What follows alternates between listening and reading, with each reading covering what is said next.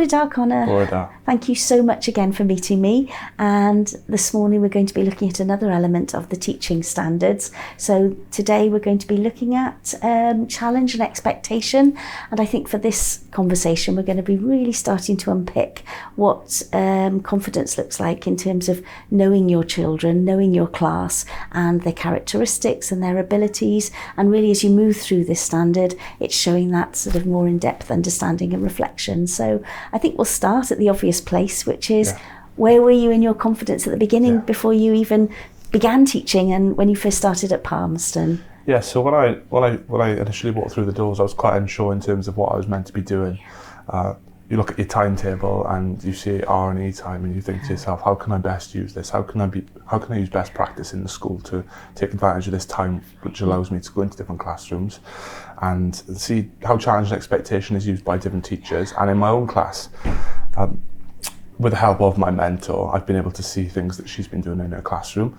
And I've been able to ask questions and it's a good relationship with my mentor in terms of I can pretty much ask her anything that I see her doing in the classroom, and I can go away and look at it myself and I can put it into my own practice. Lovely. So I think at the beginning it probably is all new, isn't it? And just being presented with a class full of children that you don't really know anything about can be quite daunting, can't it? So in terms of your knowledge now, I guess, where do you feel you are since you've been at Palmerston for your placement? Yeah, so I feel it's developed gradually throughout my placement. I think when I started independent teaching and team teaching, that's when I started to thrive, because I was able to see challenge and expectation in practice. So we've gone away and we've looked at the theory side of it, but now you can see it in practice. So at my classroom, I've got a mathematics class that has 7 different levels of differentiation. So that allows me to go away and really scope my understanding of, I'm trying to give access to students as well as challenging other students. So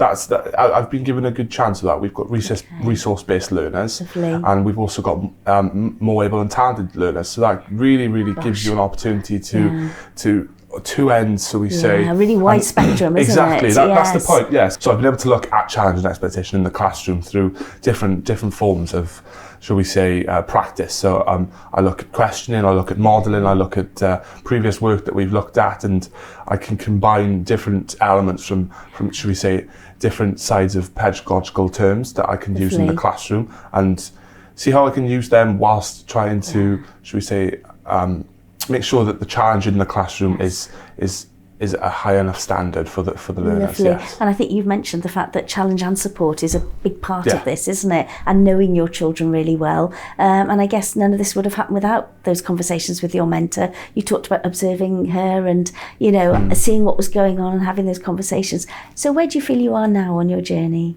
Yeah, so I've definitely been able to grow in terms of my journey in the school. I've been able to understand the classroom a little bit more. I've got 30 children in my classroom, and I'd say 10% are more able and talented students. We've got 10% who need a little bit more challenge, 10% who need an access section of the session, and then we've got multiple different groups that need a little bit more further support. We've got resource-based learners that need simple things like enlarging the work just so they can see it. We've got visually impaired students that need just that little thing that can access their challenge, and through that, the classroom then turns into an environment that encourages them to take risks. And a productive environment, I would guess, where children are understanding their next levels and their next steps to progress, aren't they? But that doesn't happen overnight, does it? Because what a challenge with 30 children, all with different needs. But it sounds like you're really starting to become more aware of those individuals. So I suppose the question is, how did your mentor support you with that? It doesn't happen quickly, does it? No, definitely not. Yeah, going back to that point.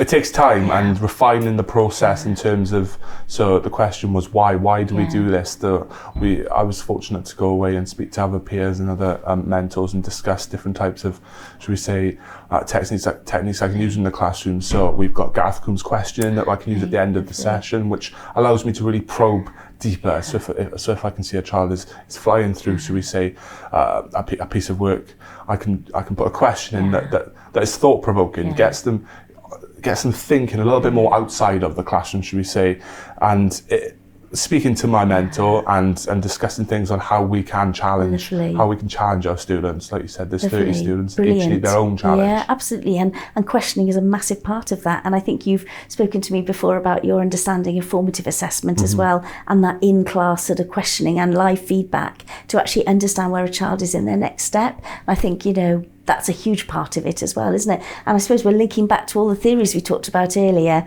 Your research and inquiry time has been a big part of this, as well as having that lovely dialogue with your mentor in class.